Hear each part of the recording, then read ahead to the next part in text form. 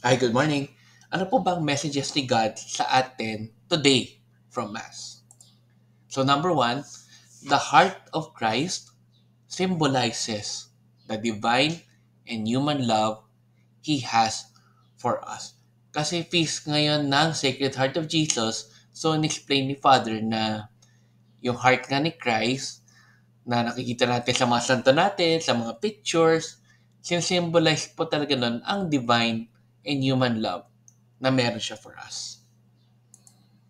Number two, Jesus' love for us can't be comprehended beyond words. Totoo.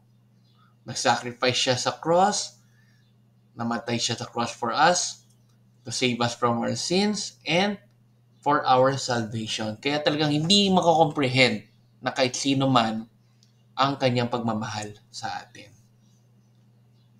Number three, reflect on the meaning of His sacrifice for us.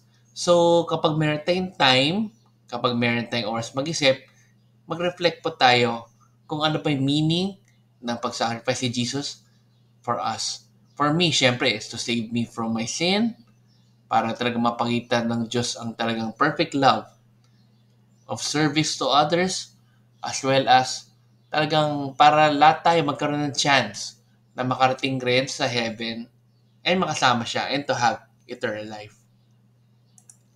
And lastly, let us learn to love like Christ. So, paano ba tayo makaka-love like Christ? Ilang beses na rin natin ito na-discuss. Pwede rin to love others, to love your neighbor, to love or to do things without asking anything in return. At syempre, to love fully and to be really honest in loving and wag po tayo magloloko. Ayan. Okay, so let's end again with a simple prayer. In the name of our Son, Lord Spirit, Amen. Lord, maraming maraming salamat po sa pagmamahal niyo po sa amin, sa sacrifice niyo po sa amin, and sa pagpapakita niyo po sa amin ng perfect example on how to love. Amen. For our Son, Lord Spirit, Amen.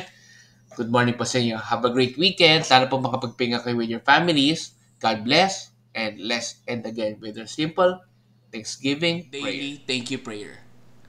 Lord, thank you very much for all the blessings that you are giving us every day. Thank you for our food, safety, security, guidance, and all your blessings.